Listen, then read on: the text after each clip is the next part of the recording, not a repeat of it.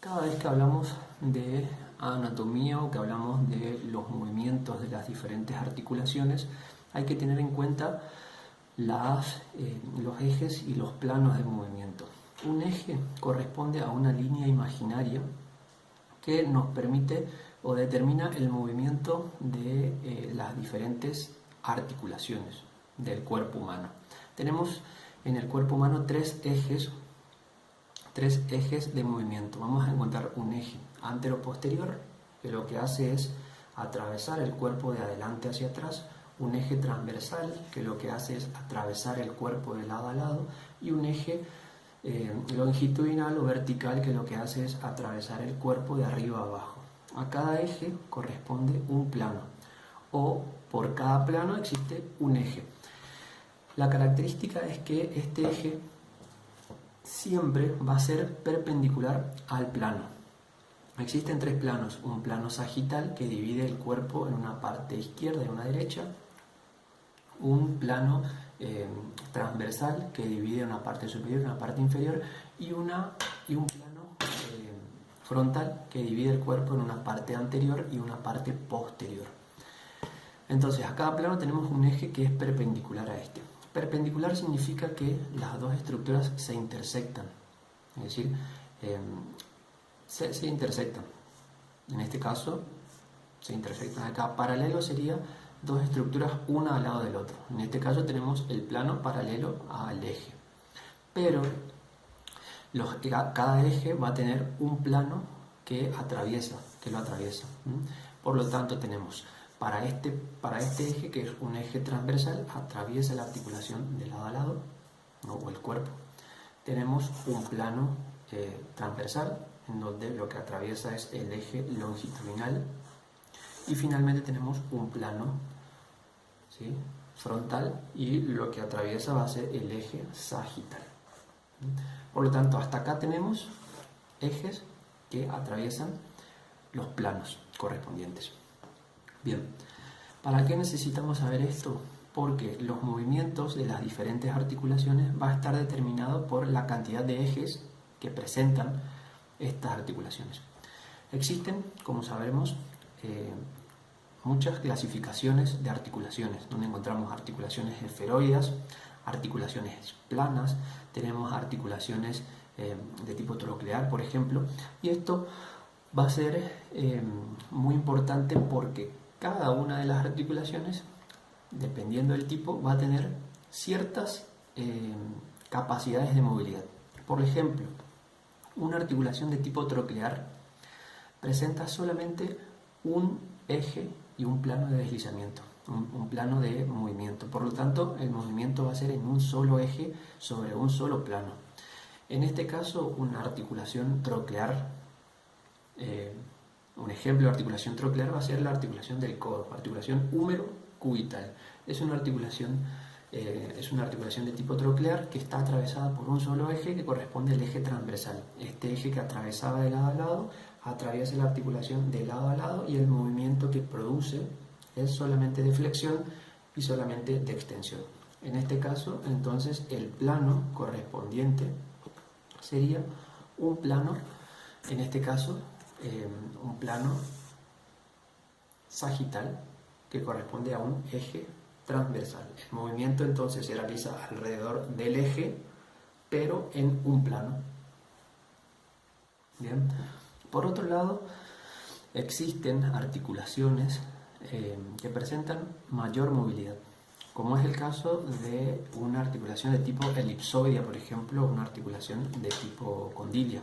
Es lo mismo, elipsoidea o condilia. Es el caso de la articulación de la muñeca.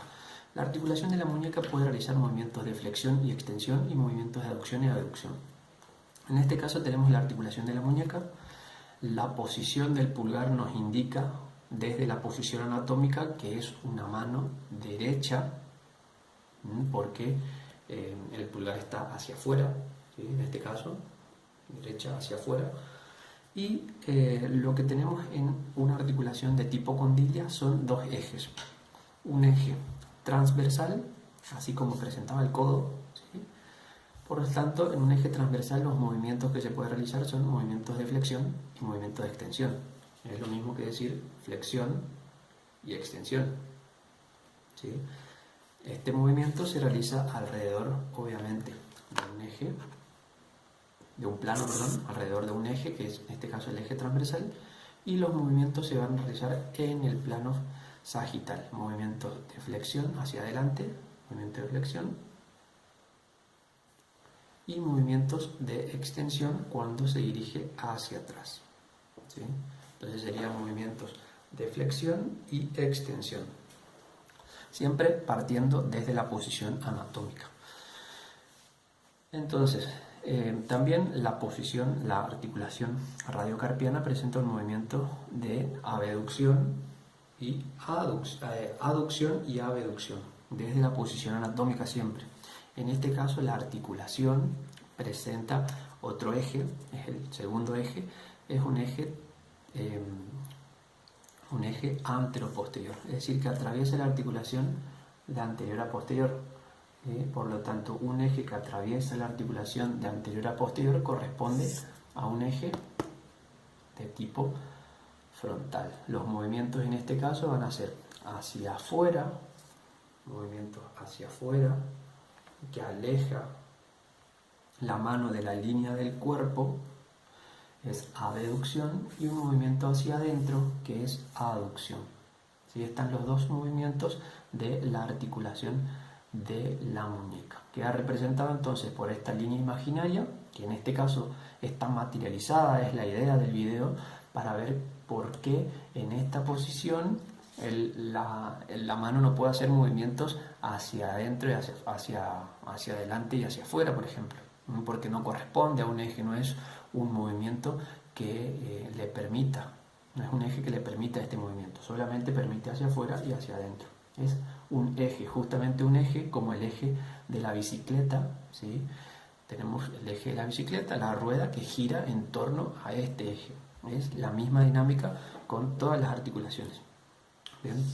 Luego tenemos otros tipos de articulaciones, como por ejemplo las articulaciones de tipo esferoideas, que presentan mayor movilidad, como por ejemplo la articulación del hombro. Es una articulación que permite un gran movimiento tanto de abducción, de aducción hacia adentro, permite los movimientos de flexión y los movimientos de extensión.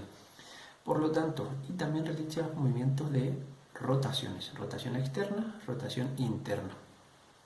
Este es el eje entonces que nos faltaba, el eje longitudinal o el eje también denominado vertical. Entonces, el eje vertical tenemos que corresponde a un plano horizontal. El eje atraviesa de arriba hacia abajo un cuerpo, en este caso una articulación. ¿Bien? La articulación que atraviesa va a ser la articulación del hombro. Acá tenemos un esquema que es una persona, un tórax humano, que corresponde a la estructura del hombro, ¿sí? Entonces atraviesa la articulación y también tenemos el movimiento en esta zona del hombro sería, ¿no? Entonces, en esta posición, ¿sí? Atraviesa entonces de arriba abajo el brazo, el hombro. Los movimientos en esta posición va a ser un movimiento de rotación externa, en donde el hombro se dirige hacia afuera, y los movimientos de rotación interna, que corresponde a donde la mano se dirige hacia adentro. Acá vemos cómo se realiza el movimiento en torno al eje. ¿Bien? Sacamos este y vemos cómo el brazo se va hacia adentro y hacia afuera en torno al eje, ¿sí? En el eje vertical, entonces el plano acá, y se da en torno a este plano, como ya dijimos anteriormente, ¿sí? Plano transversal. Super. El hombro también presenta, como tenía el codo y como tenía la muñeca, los otros movimientos. Pero la muñeca y el codo no presentan estos movimientos, solamente el codo presenta, y eso lo van a entender después por las superficies articulares más que nada. También el hombro presenta entonces los movimientos de flexión-extensión, es decir, puede llevar hacia adelante y hacia atrás, que corresponde a un eje transversal. En este caso, entonces, el eje atraviesa de lado a lado la estructura, ¿sí? Y los movimientos en torno a este eje corresponden a los movimientos hacia adelante y hacia atrás, ¿sí? Hacia adelante corresponde la flexión y hacia atrás que corresponde la extensión. Alrededor de este eje, por lo tanto, el plano siempre va a ser perpendicular y el movimiento se da en ese plano, hacia adelante, ¿sí? Hacia adelante y hacia atrás sobre el plano. Y después tenemos que también el hombro presenta movimientos de aducción a reducción, así como tenía la muñeca, ¿sí? Dijimos que los movimientos de aducción a reducción en este plano se dan en un plano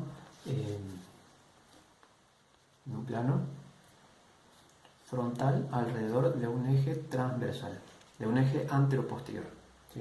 En este caso, entonces, correspondería a un movimiento en el plano frontal alrededor de un eje anteroposterior, es decir, que atraviesa la articulación de lado a lado, y los movimientos van a ser de abducción, ¿sí? Lleva el hombro hacia afuera, y los movimientos de aducción lleva el hombro hacia adentro, ¿sí? Entonces tenemos los diferentes ejes del hombro. Es decir, que el hombro, como es una articulación de tipo esferoide, presenta tres ejes: anteroposterior, longitudinal y transversal.